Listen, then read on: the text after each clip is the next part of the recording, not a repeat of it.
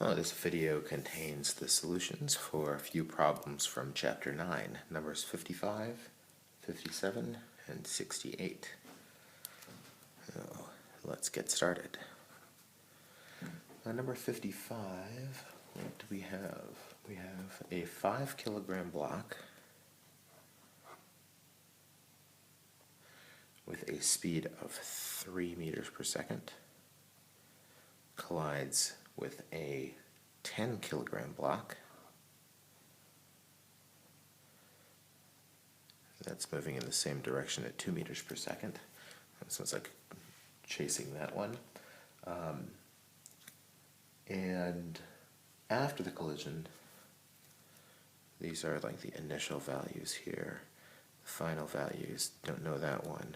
And I know that this one, after the collision, after it gets a little bump from behind, not surprisingly, it's going faster in that direction. We want to know about this one. So, all right, so part A, just find the velocity of that one after the collision. So I know that the total momentum before the collision is equal to the total momentum after the collision. So before the collision, I've got mass times velocity. They're both moving, so they both have momentum. Their momentum is the same direction for both. After the collision, they're also both moving. 5 kilogram block.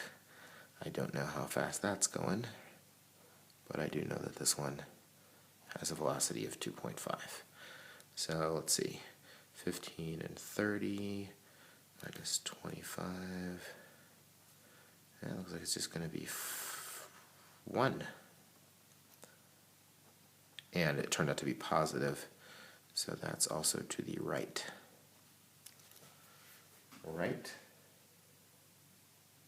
Wrong. What did I do with my math there? Oh, sorry, this is 35, isn't it? 15 and 20 is not 30, it's 35 minus 25, so this is 10. Sorry about that. So 2 meters per second to the right. And then how much kinetic energy is lost? So the change in kinetic energy is equal to the kinetic energy final minus the initial.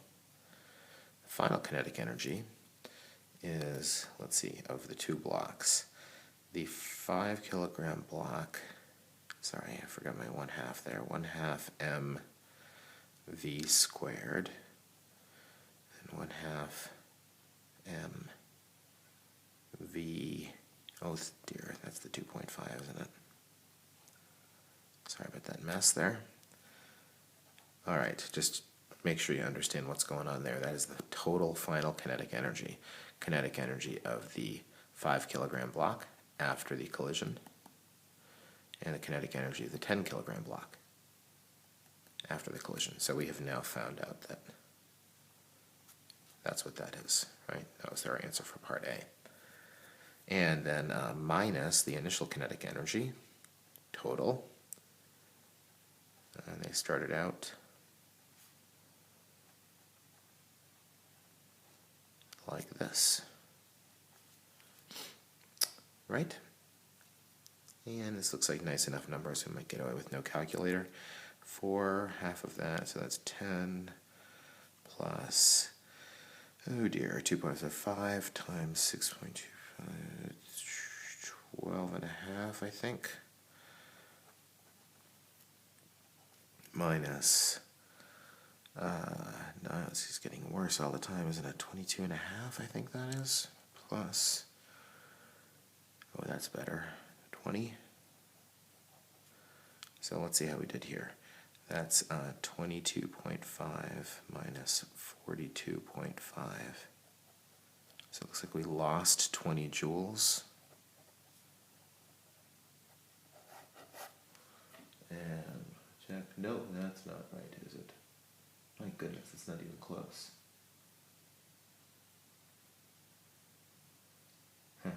The book answer seems to be reporting that it's negative 1.3 joules.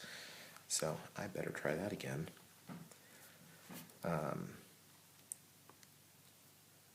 let's see here.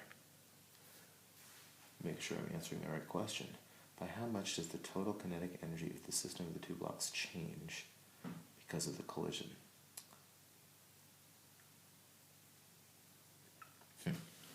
All right, so I believe I have it set up right here, so let's just try that again. So 1/2 times 5 times 4 plus 1/2 is 10 times 2.5 squared. Oh, well, there you go. Messed that up. I guess this is not right. That's 41.25. And let's try this one. This is live physics, folks. We're flying without a net. Very exciting. And got that one right. All right, so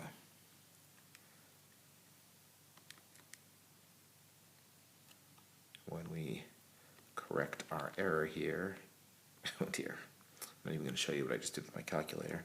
Another mistake. So 41.25 minus 42. I think we're good now, right? Yeah, negative 1.25.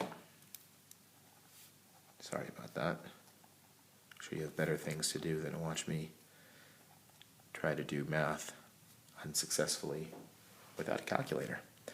All right, so let's not do that again. Part C, suppose instead that the 10 kilogram block ends up with a speed of 4 meters per second. All right, so I'm really going to make me do this whole thing again. What then is the change in total kinetic energy? And then explain. All right, so now that means all of our initial stuff is going to be the same. So that's all still minus 42.5 joules. That's the initial kinetic energy. But the final kinetic energy, I suppose before I do that, I have to redo this calculation. The total momentum here at the start is still going to be 35 is equal to 5 times Vf plus 10 times 4, right? And now that's going to be, my Vf is going to be negative 1, looks like, doesn't it? Here I go with no calculator again. Didn't learn my lesson. Okay, so we need to redo this part. The final kinetic energy will now look like 1/2 mv squared. Of course, that negative will get squared out of there. Can't have negative kinetic energy. And 4 squared. And then, so that's my final kinetic energy. That's my initial. Now, so I have 1/2 times 5 plus 5 times 16. That's 82.5 minus 42.5. And that's an increase of 40 joules. And, well, how could that happen? Energy doesn't come from nowhere. So the answer for part D would have to be something like there must have been some kind of explosion or a spring that was already compressed that got released, that released some extra energy into the system at the time of the collision, because that doesn't happen for nothing. If we have a collision where there's no explosion, then we can either lose energy, or if it's perfectly elastic, then we can maintain the same amount of kinetic energy. But we can't increase it unless there's some kind of explosion or a spring or something like that. All right. That took a little longer than it should have. My fault.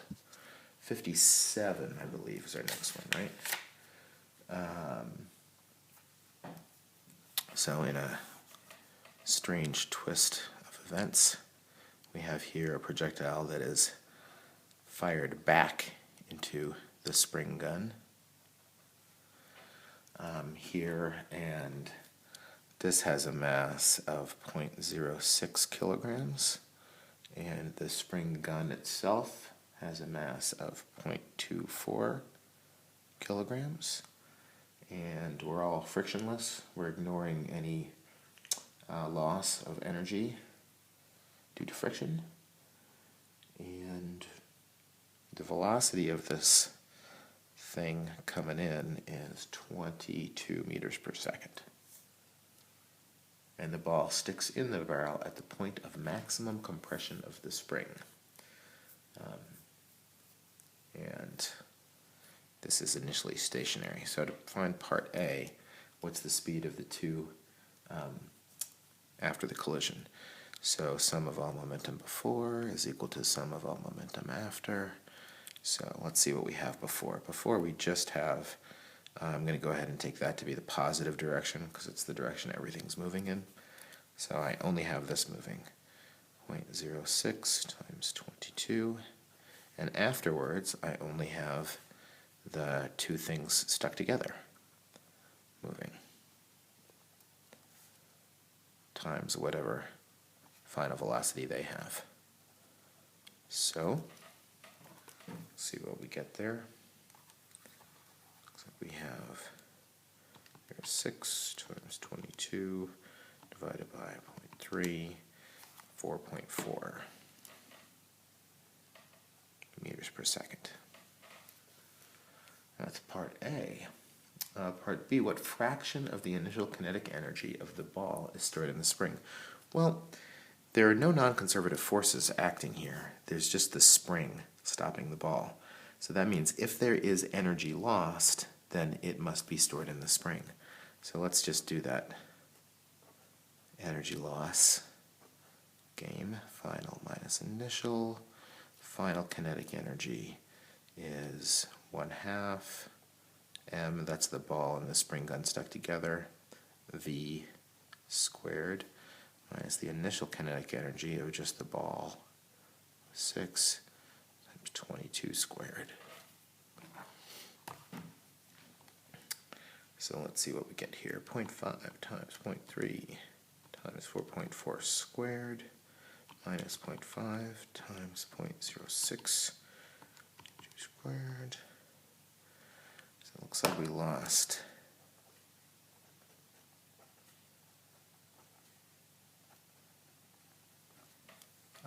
that is lost from kinetic energy, so that means since there are no non-conservative forces, that means that must be the amount of energy that's gained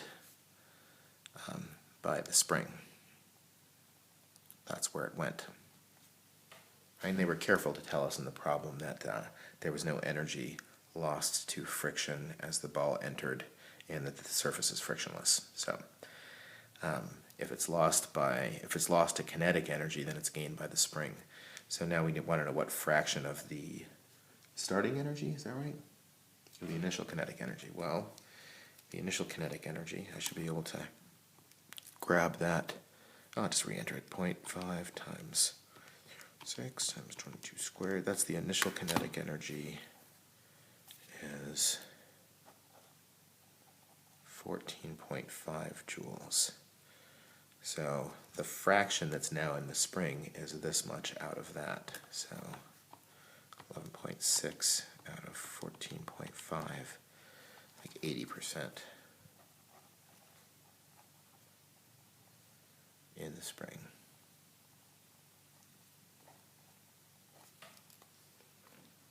What do you think about that? That's a good problem, right? Okay, and one more for this video. It's number 68. Let's see. This is, this looks like a good one. Energy. I mean, don't you just look at something like this? It's just screaming energy, right? Am I right or am I right? It's frictionless. This is position 1. There's 2 blocks. Block 1, block 2, and then magically it enters the land of friction here. And Let's see what they're going to give us here. They give us numbers? They're giving us numbers. So block 1 of mass M1, not going to give us a mass there, just M1, and a height of 2.5 meters. Slides from rest along a frictionless ramp. It collides into block 2, which has a mass of 2 M1. After the collision, block 2 slides into a region where the coefficient of kinetic friction is a half. And it comes to stop at a distance d within that region.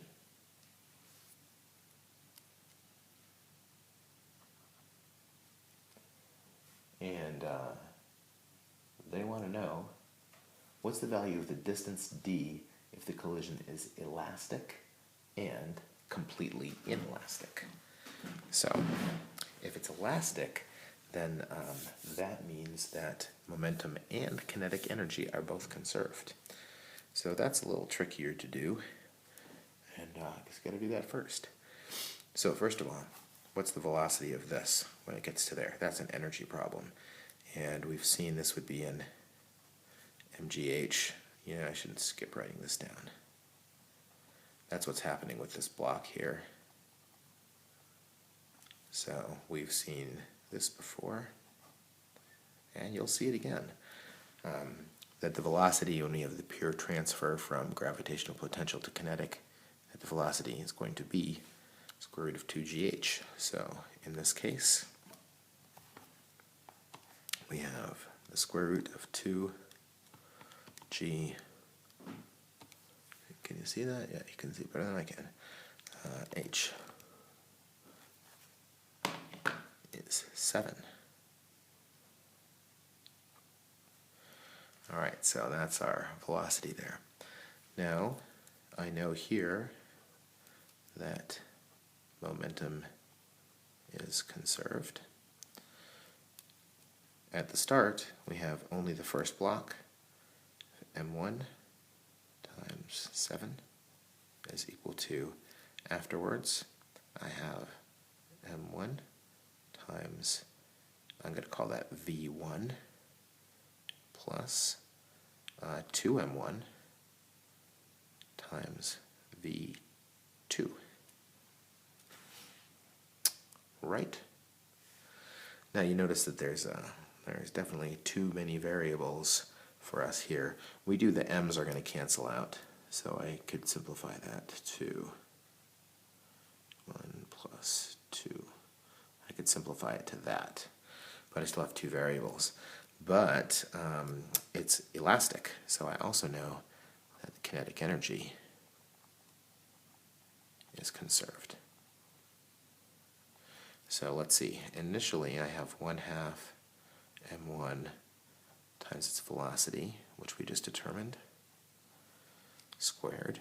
And then afterwards, I have 1/2 m1 times v1 squared plus 1/2 times 2m1 times v2 squared. Right? All right, let's try to simplify this here.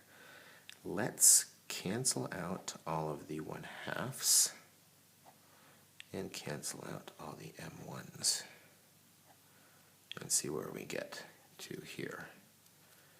49 is equal to v1 squared plus 2 v2 squared. Right? And we want to know, what's the value of the distance d if the collision's elastic? So the distance d, that's going to be about the velocity of the second block. So let's try to solve for that one. So then I'm going to substitute out. I'll say v1 is equal to 7 minus 2v2. If you look in the book, there's a formula that will get you to the answer here much faster than all of this laboring that I'm doing here. And well, I don't really know what to tell you about that. I'm not crazy about those formulas because you're never going to be given those If you wanted to derive one of them, you certainly could do that. And the derivation looks basically like the work that we're doing now.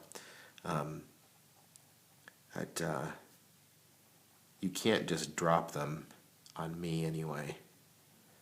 So even if you had them memorized, I still want to see your work. So, don't know what to tell you. I think we're stuck doing this. And I'm not good at multitasking, so I hope I didn't mess that up while I was talking and trying to do math at the same time.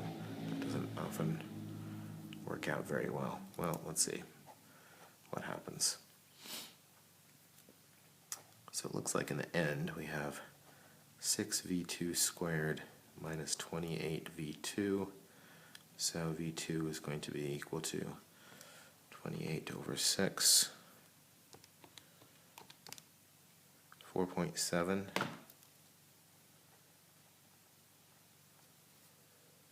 Right, and I can't check that because that's not part of the answer, at least not reported in the book. So now we need to figure out if it has that much kinetic energy, then here what's happening is the kinetic energy of the block is going to be dissipated, the work done by friction. Right? We're going to lose it for that. Nah, to be really correct here, it would be the negative of that, right? So, let's see. The frictional force is going to tap all that energy out of there. So I have, how much kinetic energy do I have in this block? I have 1/2 2m1 times v2 squared. And that is going to be tapped out by the frictional force. Frictional force is negative, the work is negative, so I'm going to just keep my signs positive here. The frictional force is equal to mu mg, right? Mu times the normal force. So the work done by friction is equal to mu mg d. So that's mu m g d. So my m1s, in fact, my two m1s cancel out, the 1/2s cancel out, and it looks like I get my d is just equal to 4.7 squared divided by 9.8. See how we did here, 4.7 squared divided by 9.8. So about 2.25 meters. And let's see, how did we do? Yeah, it's okay. Book has 2.22 meters, so somewhere we rounded a little differently along the way. But we will forgive ourselves there. Now part B, we have to do the whole thing over again if it's an inelastic collision. But that is going to be a lot easier. Why? Because when we have an inelastic collision, we know that the momentum is conserved. So I have the momentum before, which is we're back to this block now, coming down here. M1 with its velocity of 7 is equal to, and now afterwards there aren't two different velocities, so I don't end up with this whole system of equations garbage here. I just end up with the two masses stuck together at their final velocity. So boy, that's a heck of a lot easier. So that looks like it's just 7/3 or 2.3 meters per second. And then we do the same thing here. So the kinetic energy is going to be dissipated by friction. So that 1/2 m, if you're thinking that's going to cancel out, you're thinking right. 1/2 m v squared. It's going to get all tapped out by friction. That's mu mg.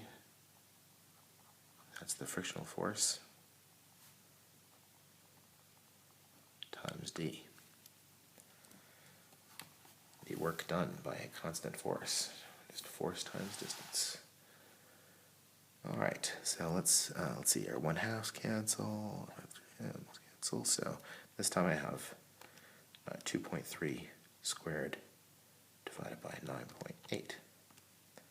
So this time about 54 centimeters.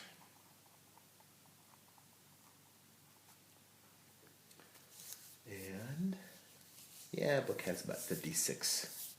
So they must have kept, I bet they kept another sig fig in their velocities. That's probably our difference there. Maybe I should have two. Oh well, you'll have that.